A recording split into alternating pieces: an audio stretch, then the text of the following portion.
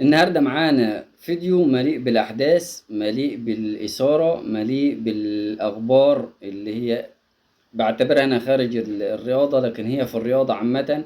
معانا الجبالي ورد فارس عليه، وإسلام مش صادق، والنجم الشهير، وخالد الغندور أكيد بيوصف نفسه، وبيان أحمد سليمان وشركة الكورة، أعضاء مجلس الزمالك طبعا والتبرعات، وفي النهاية تأجيل فترة إعداد نادي الزمالك.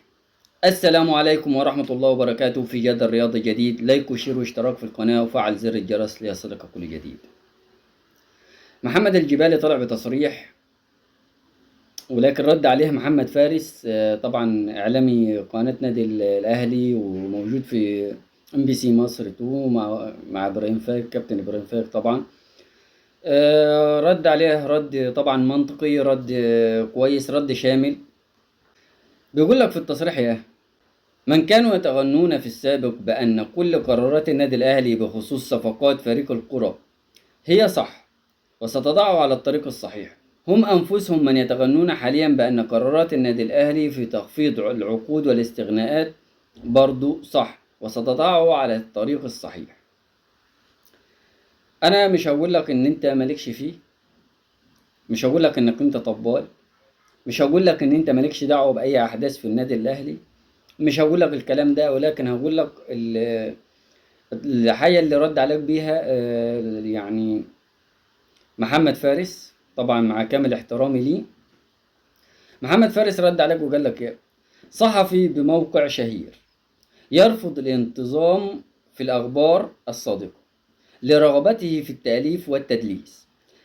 هذا الصحفي كان له أزمة كبرى وأثار ضجة في الموسم الماضي، وتأثر برنامجه عندما قام ضيوفه بتوجيه السباب لبعضهم البعض على الهواء. ده رد شامل. خلاص احنا عرفنا النغمة اللي طالعة والنغمة اللي موجودة، ان اطلع سب في النادي الاهلي، اطلع اشتم في النادي الاهلي، اطلع قلل من النادي الاهلي، هتظهر في الشاشات، هتكون على كل شاشة زي خالد الغندور وما ادراك والحاجات العالم اللي هم المفروض ما يطلعوش على الشاشات نهائي، سواء اهلاوي او زملكاوي. انا مش ما عنديش القصة دي. لا بقبل ان زملكاوي يطلع يقلل من النادي الاهلي، ولا بقبل ان اهلاوي يطلع يقلل من نادي الزمالك مهما كان الشخص ده مين. يعني حرفيا مهما كان الشخص ده مين، انا ما بقبلش كده. يعني مش هقبل ان واحد اهلاوي مثلا يطلع يقلل من نادي الزمالك كتاريخ. آه، يعني اتكلم في اخباره، اتكلم في حاجات تكون صادقه فعلا الناس شايفاها. مش هقبل مثلا واحد زملكاوي يطلع يتكلم في مثلا كاعلامي. الجمهور ليه حق ان هو يتكلم في كل شيء، في الاول وفي الاخر ده جمهور. انما ان يطلع واحد صحفي او واحد اعلامي او واحد محسوب على الاعلام ان هو يتكلم على النادي الاهلي بكلام مش صحيح، مش موجود، او ان هو يشتم فيه عشان خاطر ان هو يكون موجود على الساحه، ان هو يطلع ترند، ان هو يطلع، والله العظيم من ساعه ما طلعت حكايه الترند دي وهي اللي خربت المجالات كلها. خربت المجالات سياسيا، ادبيا، اعلاميا، خربت الدنيا كلها حرفيا. بلا شك، بلا شك احنا بقينا في مستوى رديء وسيء في كل المنظومات، في كل المنظومات، بسبب يعني الترند الاسود ده. ويوم ما اخترعوا حاجه اسمها ترند، ويوم ما اخترعوا ان في حاجه اساسا ان الانسان يشهر عشانها، او اي شيء كان، انك انت تطلع تقلل من النادي الاهلي او انك انت تطلع تقلل من نادي الزمالك، فده شيء في حد ذاته عيب، غلط. انت شخصيه كده لما تطلع تقلل من النادي الاهلي، انت كده محبوب، انت كده الواد توت فريت يعني، ولا اللي بتسرح شعرك بسن المطر وتغسل وشك بميه نار، يعني طالع خلاص الواد الخلاصه اللي انا بقول. هتنساك وراك شويه من الجماهير سواء من هنا او من هنا. انت كسبت ايه؟ فتني انا كمشاهد ليك او كأن انا قارئ ليك، فتني بايه؟ بدل ما تطلع تقول معلومة صحيحة أيا كانت المعلومة في أي مجال كان، بدل ما تقول لي معلومة صحيحة بتطلع إنك أنت تقلل. أنت كده هسقف لك يعني؟ بالعكس، بالعكس هتسكر لمجرد دقايق، وبعد كده هتتماسح حرفيا. ما علينا. نيجي بعد كده إسلام الصادق والنجم الشهير. طبعا معروف في اسلام صادق ان هو اعلامي زملكاوي بحت طول عمره، عشان البرنامج بتاعه ان هو يتشاف، فبيحاول ان هو يرمي على، مش هقول لك انا ما بيرميش وما بيقدرش هو من ناحيه نادي الزمالك او جماهير او لاعيبه نادي الزمالك. وده اللي انا كنت بتكلم فيه او كنت بتكلم فيه وما زلت اتكلم فيه وهتكلم فيه، محدش يقدر يمنعني. ان هو يطلع بيرمي كلام زي النسوه، حرفيا زي النسوه، بيرمي كلام اللي هو بيقول لك ايه: نجم بنادي شهير يرفض الانتظام في معسكر فريقه الكبير لرغبته في الرحيل والاحتراف الخارجي. هذا النجم كان له أزمة كبرى وأثار ضجة في الموسم الماضي، وتأثر فريقه عندما غاب عن المباريات. وده بيتكلم عن واحد عامل له حتة من تحت كده مشطشطة، حركها له، المفروض يجيب له لوح تلج ويقعد عليه. واللي هو انا هقول لك ان هو بيتكلم عن امام عاشور لما غاب عن المباراه اللي كان مسافر فيها النادي الاهلي، وهو غاب لاي شيء من اللي كان. وانا لو كنت في نفس المكان في النادي الاهلي انا كنت عرضت امام عاشور للبيع ولو ببلاش، حرفيا ولو ببلاش. وانا اللي بقولها لك يا اسلام يا اللي مش صادق اسميا غير على مسمى اساسا، لا اسلام ولا صادق في كلامك. اولا لسه معاك لحد يوم 28 او 27، لولا النادي الاهلي لعيبته اللي ينضموا، فانت جبت منين ان هو رافض وان هو يا عم عايز يمشي يغور؟ بالنسبه لي انا امام عاشور قاعد زي ما قعدش، اللاعب مؤثر فهو لاعب مؤثر بس مش هيأثر على النادي الاهلي. اللي اتخن منه واللي احسن منه مشوا، مش هيفرق معانا. انا بالنسبه لي ان هم كان ماشي هو وكان قاعد تريزيجيه باي شكل من الاشكال. انما بالنسبه لي انك انت لما تطلع تيجي تتكلم في اشياء لسه ما حصلتش، هل بتتنبأ يعني؟ بيجي لك الوحي ولا بينزل عليك الوحل؟ ما هي ما فيش غير كده، انك انت بتحاول انك انت تتنبأ وانك انت تعمل الاثاره وتعمل فتنه وتعمل مش عارف ايه وتعمل مش عارف ايه. انت مجرد ترند فاشل، انت مجرد انك انت بتقول اي كلام عشان خاطر انك انت تتشاف. يمين الله وقسما بالله لولا انك انت وبرنامجك كامل وقناتك كامله بتجيب سيره النادي الاهلي ولاعيبه النادي الاهلي واداره النادي الاهلي او كالاهلي ككيان، اقسم بالله لا زملكاوي هيشوفوك ولا اهلاوي هيعبروك. اكتم في الكلام، اخرك كده.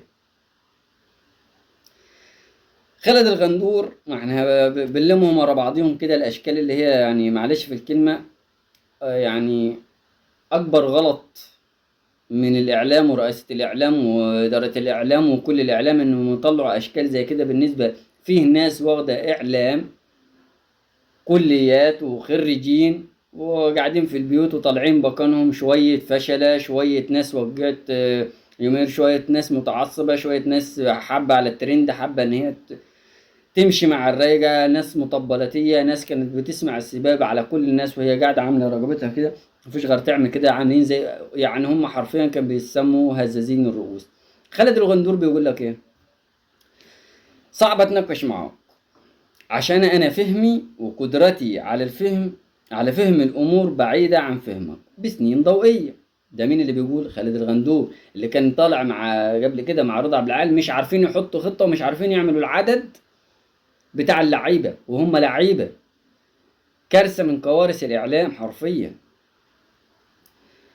عشان كده مش فاضي أوجع دماغي مع واحد كل هدفه إنه يحفل أو يبقى ترند.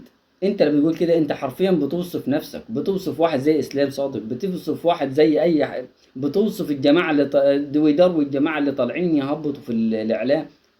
أنا ما بقولش إنك أنت يعني، أنا عندي قاعدة إنك أنت اطلع قول أخبار نادي الزمالك بس قولها صحيحة. اطلع، انا بقول على اهلي او زمالك، اطلع قول اخبار النادي الاهلي بس قولها صحيحه. انا ساعتها هضرب لك تعظيم سلام لما القى الخبر ده صحيح اللي انت قلته وعلقت عليه بما شئت. انما تطلع تتلون وتقول حاجات مش موجوده عشان تطلع ترند او ترد على واحد مهما كان الشخص، انك ترد عليه بحاجه هي اساسا انت، فده الغلط بذاته. فبيقول لك يعني او يبقى ترند او يشتم نجم او يجيب فلوس من الصفحة او يبقى بايع نفسه للجنة. او معنى الرجولة عنده انه يبقى قليل الادب. طيب بص يا كابتن خالد، انا نفسي اشوفك مرة بتقف على الوصف والنصف دايرك، بتقف على الوصف يعني انك انت بتقول الاشياء سليمة فعلا وما بتخافش من حد.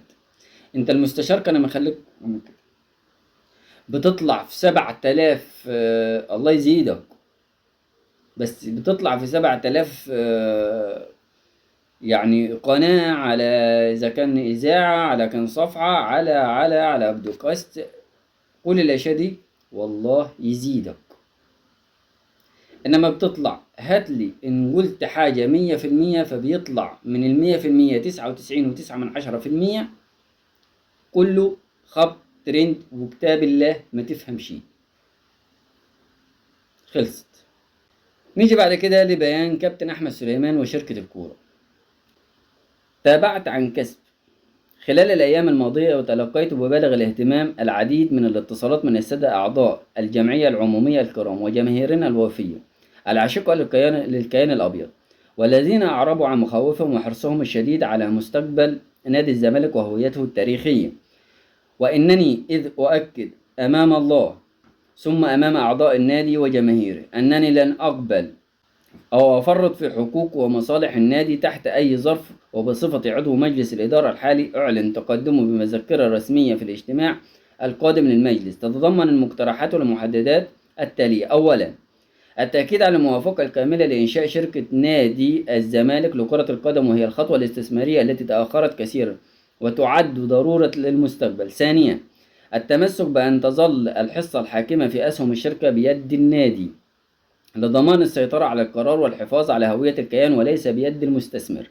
ثالثا، طرح الملف بذمته للمناقشة المفتوحة والاستماع لكافة الآراء في مستقبل النادي وتاريخه. لا يمكن رهنه بقرار 12 فردا فقط هم أعضاء المجلس، ويجب عرض التقييم المالي الذي أعددته الشركات المتخصصة بدقة لمعرفة القيمة الحقيقية للشركة وقيمة السهم قبل طرح الحصص للتصويت. رابعا، في حال استقرت الآراء على تعديل النسب ونقل الحصة الحاكمة للمستثمر، يجب ألا يمر ذلك إلا من خلال جمعية عمومية غير عادية تجرى على أوسع نطاق يوم جمعة لضمان أقصى مشاركة ممكنة. خامسا، أن يكون التصويت على هذا القرار المصيري بشكل مباشر بنعم أو لا، وعبر اقتراع سري يضمن حرية التعبير للأعضاء. سادسا، تفعيل بند الغرامة المالية على المتخلفين عن الحضور لضمان حشد أكبر عدد من أعضاء الجمعية العمومية في هذا الحدث التاريخي الذي سيذكر فيه التاريخ من هبوا للمحافظة على هوية الزمالك وحقوقه المستقبلية. عاش نادي الزمالك بجماهيره وأعضائه. طيب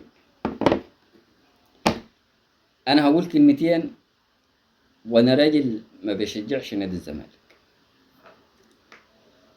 ما تضيعوش هيبة نادي الزمالك، ما تضيعوش كرامة نادي الزمالك، ما تضيعوش هوية نادي الزمالك، ما تضيعوش تاريخ نادي الزمالك مع مستثمر مهما كان الشخص ده مين. اديله 49% المستثمر، خلي زمامك بإيدك، ما عجبكش بيتكل على الله، تقدر انت اللي تتحكم في كل شيء.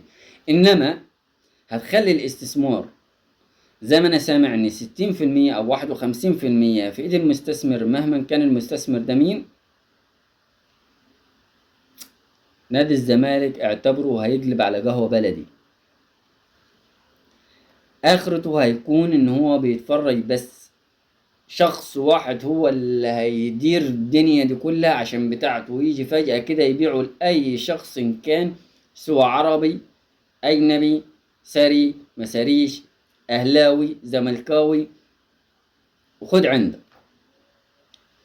فبيان في محله، ويا رب ما نشوفش بعد كده حله يا حل.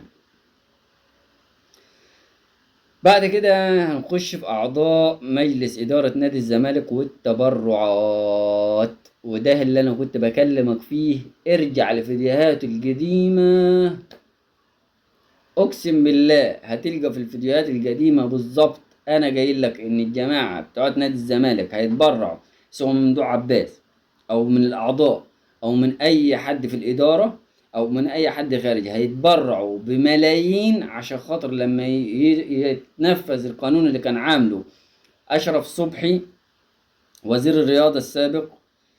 هيجي يقول لك احنا عايزين فلوسنا، فانت هيكونش عندك فلوس، هيقول لك احنا هناخد بيها اسهم وهم اللي هيتحكموا في النادي وهم اللي هيستفادوا من النادي بعد كده، عشان كل واحد يجيب المليون اللي دفعه ياخدوا 10.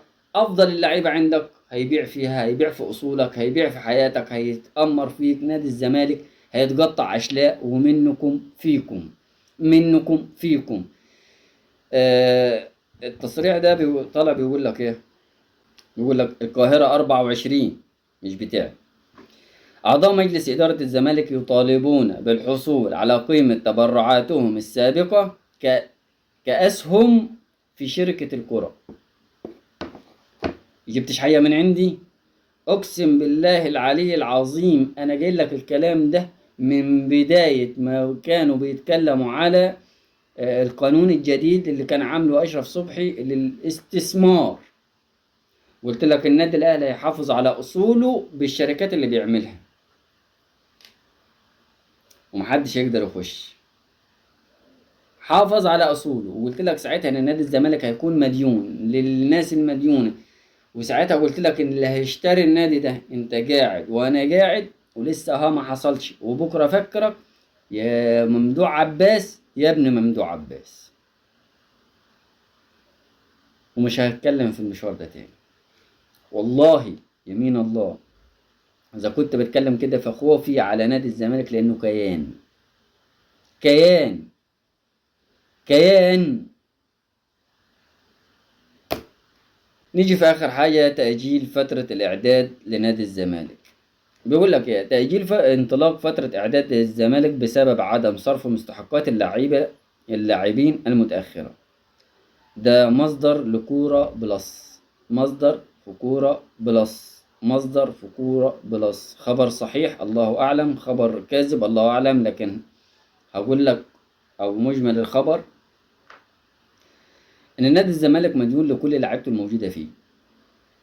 نادي الزمالك مديون للاعيبة مشت منه. نادي الزمالك مديون للعمال الموجودة فيه، الأعضاء الموجودين فيه. بدل ما هما إن هما ناس مليارديرات ربنا يزيد الكل، بس بدل ما هما عايزين أسهم وعايزين مش عارف إيه، حاولوا إنكم انتوا مش تراضوا اللعيبة، راضوا العمال الموجودين، لأن اللي بيقبض مثلا 5 6 آلاف مش حاجة، مش شيء. بعد كده ردوا اللعيبة دي بأي شيء، بأي شكل من الأشكال حتى يكون لها نفس. السنة اللي فاتت عملت معاك موسم اعجازي بكل الطرق، سيبك من كل الاسباب، لكن هي كانت لعيبه رجاله في الملعب. يا عم كسبوا بالتحكيم، كسبوا بالواسطه، كسبوا باسكار رويز، كسبوا زي ما كسبوه. انا ما بتكلمش على ادارات شغاله في الخارج، انا بتكلم على اللعيبه في الملعب كانت ايه. نادي الزمالك ما يصحش ان احنا نقعد نرمي بعضينا بالباطل سواء اهلي او زمالك. تخيل ان النادي الاهلي يدخل الدوري مثلا في يوم من الايام من غير الزمالك مش موجود في الدوري، يمين الله انا كاهلاوي او اي حد اهلاوي مش هيستمتع عشان خاطر المنافس بتاعه مش موجود. لما مش موجود او اتغير اسمه باي شكل من الاشكال او اتحصل فيه اي شيء، اي شكل من الاشكال، ايه اللي هيحصل؟ انا عن نفسي مش هستمتع ان انا هلعب جبل بيراميدز بتكون الشكاير. ملهاش تاريخ، زيها زي سيراميكا، زيها زي انبي، زيها زي فرق عادية موجودة. هي يمكن عندها قوة الماء، الفرق التانية ما عندهاش قوة الماء. لكن انا لما لاعب وعارف ان المنافس بتاعي نادي الزمالك بالجماهير بتاعته العريقة، هلعب وانا مطمن وفي نفس الوقت حاطط ايدي على قلبي. ليه؟ خايف من نادي الزمالك. مش هقول لك ان انا بلعب لا يا عم، انا ببقى نازل الملعب قدام نادي الزمالك زي ما هم خايفين احنا خايفين. خلينا صراحة، زي ما احنا خايفين هم خايفين، واحنا خايفين. مش خايفين، احنا بنخاف من تواريخ بعضينا. حتى لو انا ضامن وعارف ان انا هنزل اكسب الزمالك، خايف من تاريخه. طلعت نزلت الزمالك تاريخ، ولو نازل جبال لو مؤاخذة بيراميدز وعارف ان هي هتكسبني، مش هقول لك ان انا عم هكسبها، بس مش خايف منها. اخرتها هتعمل ايه؟ اخرتها اللي بيحفل عليها في المثل واللي بيتكلم عليها بعد كده واحد زملكاوي. انما هي بالنسبه لي كده، انما بالنسبه لي الزمالك حاجه كبيره. حافظوا على نادي الزمالك، رجعوا للزمالك هيبته، وانا عايز الجماهير بس تركز مع النادي، وما تركزش ان النادي التاني او المنافس بيعمل ايه. سيبكم من حتة اللجان. اقسم بالله العلي العظيم ركزوا في ناديكم فقط لا غير. هتخلوا ناديكم ده في حتة تانية. اللي عامل النادي الاهلي وهتجعل الادارة ولا اللعيبة، اللي عامل النادي الاهلي الجماهير. بيدوا على الودان محمود الخطيب غير محمود الخطيب، مع كامل احترامي لكله، بس ما بيخلوش، ما بيسموش. وده الفرق. انتوا لما وقفتوا مع ناديكم وشجعتوه هو بس في الموسم اللي فات اكتسح. وكنت في كل فيديوهاته بقول، وفي كل مباراة بقول ان الزمالك السنة دي افضل من النادي الاهلي وافضل نادي موجود في مصر وقتها. عايزين نشوف ده. عايز اطلع كده في مباريات نادي الزمالك اقول احييه زي ما كنت بحييه. ما تخلوش الرمل يغطيكوا. خلوش التراب، شيلوا التراب من على نادي الزمالك، نفضوه، فرمطوه فرمطوا الفاسد اللي عايزين الكراسي بس. دخلوا ناس عايزة تشتغل للزمالك. دمتم في امان الله. سلام عليكم.